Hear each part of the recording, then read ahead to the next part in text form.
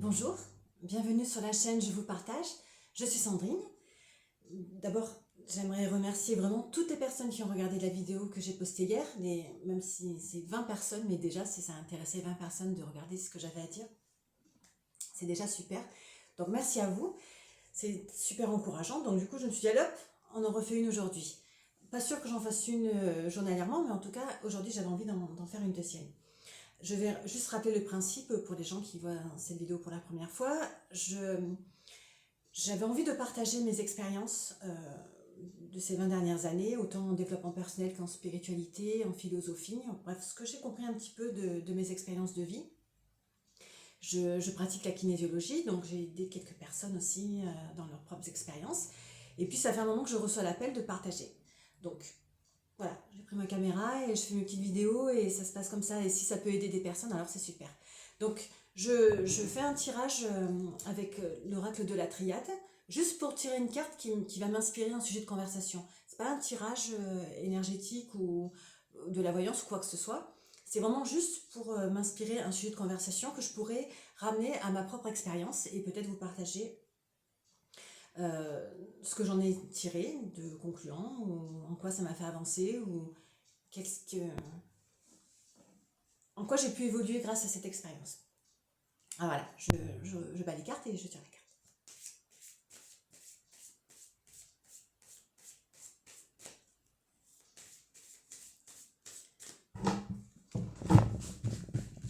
Alors, voyons ce que le grand univers a pour nous aujourd'hui. Oh, l'éternité.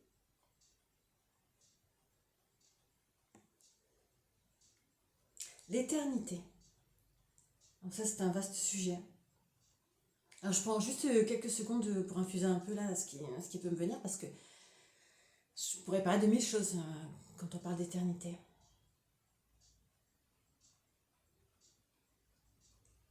Euh, alors, éternité, il y a le 8 de l'infini et la carte, c'est le numéro 47. Alors, comme je renvoie toujours à ma propre expérience, je prends vraiment ce qui me vient et paf, l'intuition qui me vient par rapport à cette carte. 47. 47, c'est l'âge que j'avais l'année dernière. Donc, j'ai 48. Et l'année dernière, ça a été une année pour moi, comme certainement beaucoup de personnes avec le confinement, le Covid et tout ce qui se trame dans le monde, une année de compréhension de pas mal de choses. Et vraiment, ça a été pour moi une année charnière parce que j'ai pris des positionnements qui ont été importants par rapport à mon travail. Par, quand je dis par rapport à mon travail, c'est pas tant par rapport à mon travail, c'est plutôt par rapport à mes propres valeurs. Chacun se positionne comme il veut par rapport à ses propres croyances, par rapport à ses propres valeurs. Et le Covid, le pass sanitaire, tout ça, ça a fait travailler beaucoup de personnes sur le jugement, également sur le positionnement par rapport à qu'est-ce qu'on en pense. Est-ce qu'on valide? Est-ce qu'on a peur? Alors évidemment, tout le monde a eu peur. Il y a des gens qui ont été malades, tout ça. Bon, je ne fais pas une vidéo sur le Covid, hein, mais je veux parler, c'est pour amener ma pensée quelque part. Je me suis positionnée en fait par rapport à ce que je pensais de cette pandémie et de comment elle était traitée. Euh, toutes les choses qui ont été mises en place pour la santé des gens et tout ça. Et à un moment donné, mon positionnement m'a amené en fait à être renvoyée de mon travail. Et je l'ai fait.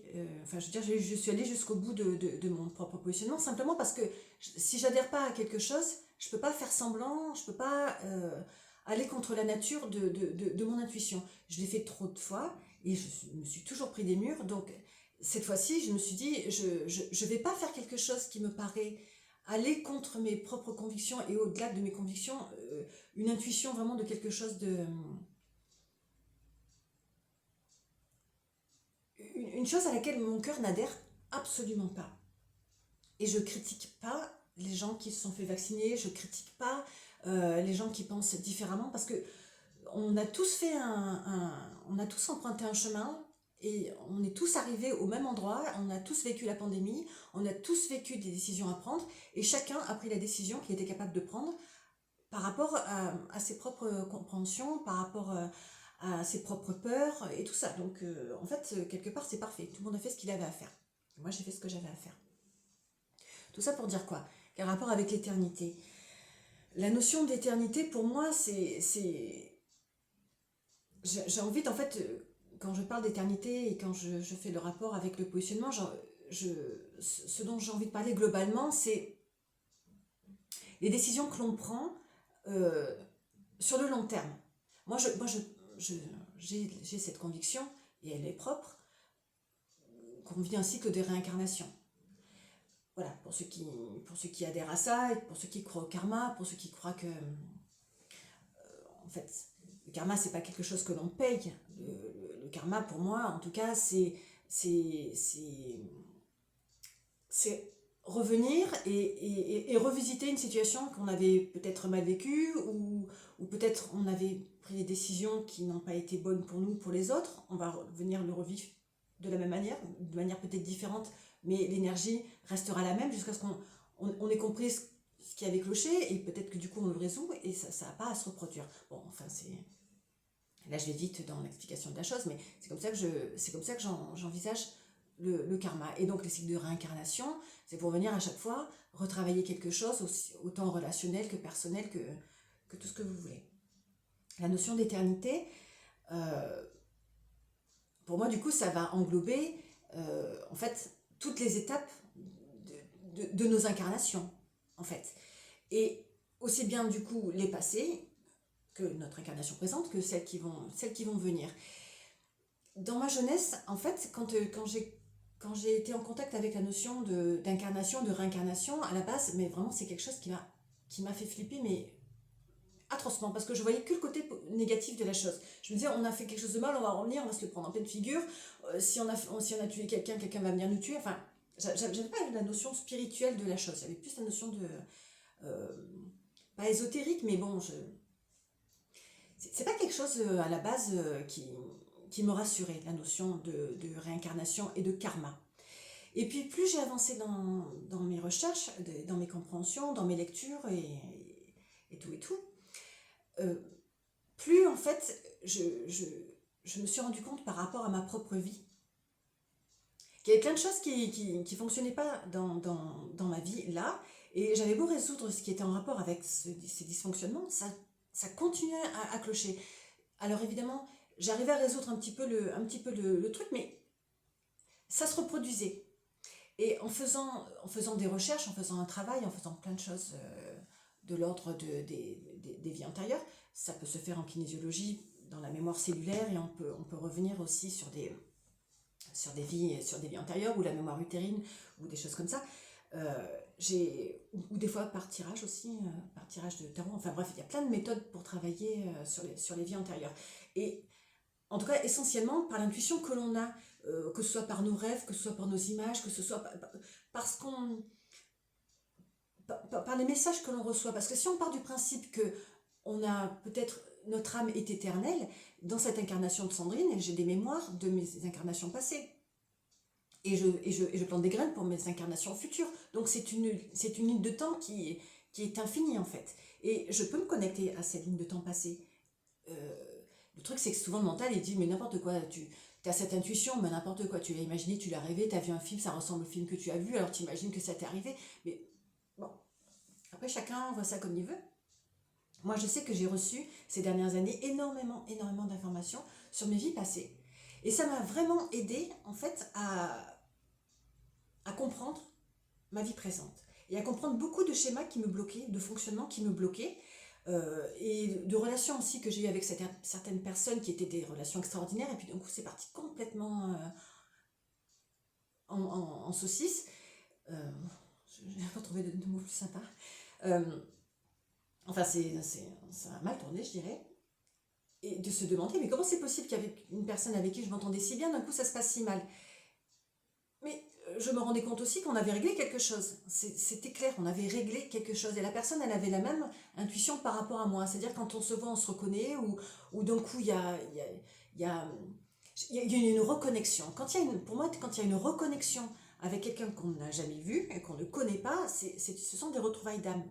Ce sont des retrouvailles karmiques. Et ça, c'est un bon indicateur de se dire, ah, alors cette personne, c'est pas sûr que je l'ai dans mes amitiés ou dans mes amours ou dans mes relations toute ma vie, mais on a certainement quelque chose euh, qui n'est pas terminé. Et en voyant la vie de cette manière-là, en fait, pour moi, c'est plus simple. Parce qu'en tant qu'empathe et super émotionnelle, dès que j'ai une relation, dès que je rencontre quelqu'un, je ne parle pas d'amour, je parle même de relations amicales, je prends et j'y mets tout mon cœur. Et évidemment qu'après, si ça tourne mal ou s'il se passe des choses désagréables, ça, je mets du temps à m'en remettre. Mais maintenant, j'ai réussi en fait à gérer cette chose de me dire, lui ou elle n'est pas là par hasard. Qu'est-ce que, qu'est-ce que tu ressens quand tu es avec cette personne? Qu'est-ce qui a changé depuis que tu la connais? Tu te sens mieux, tu te sens moins bien? Elle te fait sortir quels sentiments, quelles émotions? Est-ce que tu as changé des choses dans ta vie depuis que tu la connais? Est-ce que tu arrives à rester toi ou tu n'arrives pas à rester toi? Euh, et puis je regarde d'autres choses autour. Par exemple, euh, j'ai eu rencontré des gens, à partir du moment où je les ai rencontrés, j'ai eu une abondance financière incroyable, alors que ça n'arrivait pas avant. Et elles sont sorties de ma vie, mon abondance financière s'est arrêtée. Et c'était pas en rapport avec la personne, mais en rapport avec le fait qu'elles étaient rentrées dans ma vie. Quel rapport ça pouvait bien avoir? Et d'autres personnes, c'est tout le contraire. Alors, étrangement, enfin, vous me direz dans les commentaires si ça vous est arrivé, j'ai eu rencontré des personnes avec qui il m'est arrivé des trucs vraiment, mais pourtant, pendant cette période, financièrement, c'est extraordinaire. Et puis après, j'ai rencontré d'autres personnes avec qui c'est extraordinaire et financièrement, il n'y avait plus rien qui rentrait. Tout était coupé, le boulot était arrêté. Si j'avais des allocations, d'un coup, la CAF, elle ne les versait plus. J'en sais rien. Ou d'un coup, la voiture cassée et il faut racheter une voiture, j'ai pas l'argent. Des choses comme ça. Et je me disais, mais comment c'est possible? Pourquoi? Quel est le lien? Quel est le rapport? Bon, je ne vais pas vous expliquer quel est le rapport parce que sinon, la vidéo va durer 45 minutes, mais c'est pour expliquer le fait que on a des liens avec des personnes et c'est au-delà de la rencontre juste comme ça d'une personne avec une autre. Ce sont des liens, on les retrouve. Donc, je parle de ça par rapport aux liens de l'éternité. Et je reste aussi persuadée que on se retrouve. Et j'espère que les personnes avec qui ça s'est mal passé dans cette vie-ci, si on se retrouve dans la vie prochaine, on pourra se retrouver directement en se disant, ah, bon, ça a mal tourné, mais en même temps, c'est comme ça que ça devait se passer, puisqu'on avait un truc à régler, certainement, qui n'avait pas été réglé avant, on l'a réglé là, mais on ne règle pas toujours des choses dans la... Je vais dire, ça se règle pas toujours dans l'amour, des fois il faut couper les ponts, si c'est une personne qui est vraiment, vraiment, vraiment toxique, c'est pas la peine d'aller chercher des explications vraiment des compréhensions, genre, je veux que tu m'expliques pourquoi tu as agi comme ça, je veux qu'on soit amis, je veux que ça reste bien, non, des fois il y a des gens, tu coupes et tu dégages, quoi, c'est comme ça, c'est la survie, hein. Et personnellement, quand j'ai ma 47e année, ça a été une année où, dans un concentré de 12 mois, j'ai vécu, je crois, presque le pire qu'on puisse vivre. Enfin, non, c'est pas vrai. Non, j'imagine qu'on peut vivre pire que ça. Mais le pire que j'ai vécu, en tout cas ces dernières années. Euh, Au niveau de ma vie personnelle, au niveau de ma famille, et là je parle hors Covid, hors tout ça, je parle vraiment de mes états émotionnels, de ce que j'ai vécu.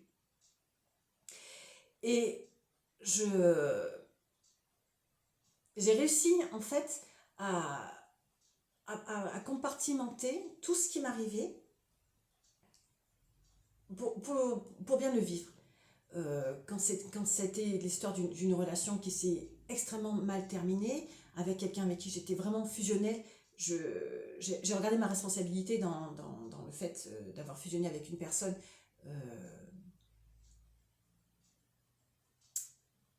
dont je sentais que peut-être ça se passerait pas toujours bien, mais pourquoi, Sandrine, tu t'investis autant avec des gens dont intuitivement tu sens que c'est des gens qui sont adorables. Je dis pas que ce sont des personnes méchantes, mais observe les comportements et voit que si cette personne fait ça avec d'autres personnes, tôt ou tard, elle le fera avec toi. Ça c'est mon talon d'Achille.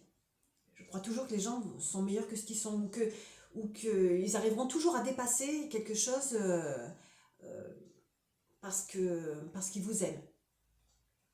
J'ai aussi eu des personnes dans ma famille, deux personnes dans ma famille qui ont eu un cancer du sein en même temps. bon, voilà, gérer émotionnellement des personnes qui sont malades et qu'on voit au quotidien souffrir, souffrir de la maladie, souffrir du traitement, souffrir de tout ça. Ça aussi, alors, c'est encore autre chose, mais c'est à gérer. Et gérer l'entourage des personnes, de ces personnes-là qui souffrent de voir souffrir. Parce que la maladie, c'est pas qu'une personne qui est malade, c'est la personne elle est malade et il y a tout le cercle autour de la personne qui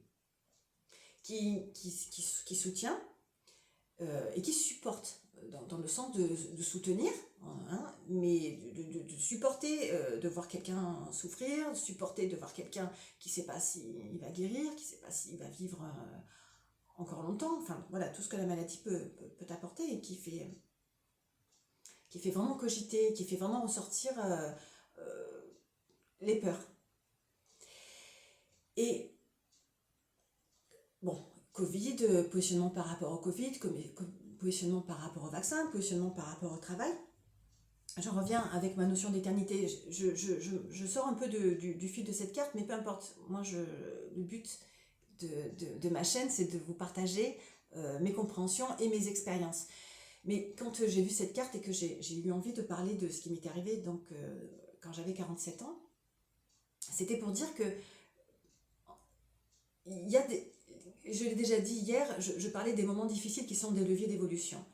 Je reste, mais absolument, persuadée qu'à chaque fois qu'il nous arrive une tuile, dans n'importe quel domaine que ce soit financier, que ce soit donc vraiment matériel, euh, que ce soit émotionnel, que ce soit au niveau de la santé, quelle que soit l'adversité qui nous touche, en fait,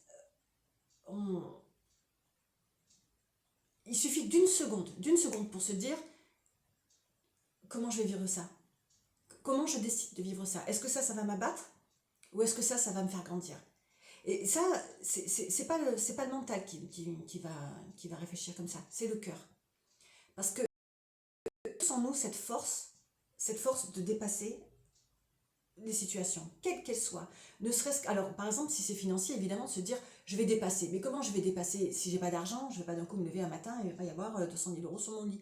Non, ça évidemment, tu vas pas le matérialiser comme ça. Mais là où tu peux, là où il réside ton pouvoir, en fait, c'est de te dire il y a personne il y a rien ni personne qui n'a de pouvoir sur moi, qui n'a le pouvoir ni de me rendre bien ni de me rendre mal autre que moi-même. C'est la compréhension que mon pouvoir m'appartient et que je suis la seule personne capable de faire mon bonheur ou mon malheur. Ça prend une seconde pour le réaliser et pour l'accepter. Après, ça prend du temps pour le mettre en place, ça c'est sûr, c'est tous les jours. Tous les jours, il faut se mettre face à ça. Mais une fois qu'on a eu le déclic, une fois que là, d'un coup, on sent que, ok, voilà, je suis là pour un temps donné sur cette terre, dans cette incarnation-là. Est-ce que je vais laisser, par exemple, les soucis d'argent me dévaster? Non. Ben, par contre, je vais essayer de mettre en place des solutions pour régler ces soucis-là. Mais ce que je veux dire, c'est l'énergie. L'énergie qui vient à ce moment-là et qui te prend et qui te dit tu vas crever de trous tellement tu vas avoir peur de manquer d'argent. Cette énergie-là, on peut la prendre, la stopper, lui dire non, non, mais toi, non, pas question. Je vais trouver des solutions, mais je ne te laisse pas m'anéantir. Tu n'as aucun pouvoir sur moi. Et moi, j'ai le pouvoir de réaliser ce que je veux. Petit à petit, je ne sais pas après les démarches qu'on peut faire, j'en ai eu fait, c'est compliqué financièrement pour moi depuis quelques temps, mais je fais des démarches et je m'en sors. Je m'en sors. Je ne roule pas en Ferrari, mais j'ai réussi à mettre en place des choses et parce que je ne veux pas me coucher le soir en comment je vais payer les factures, comment je vais faire pour remplir le frigo. Non, non.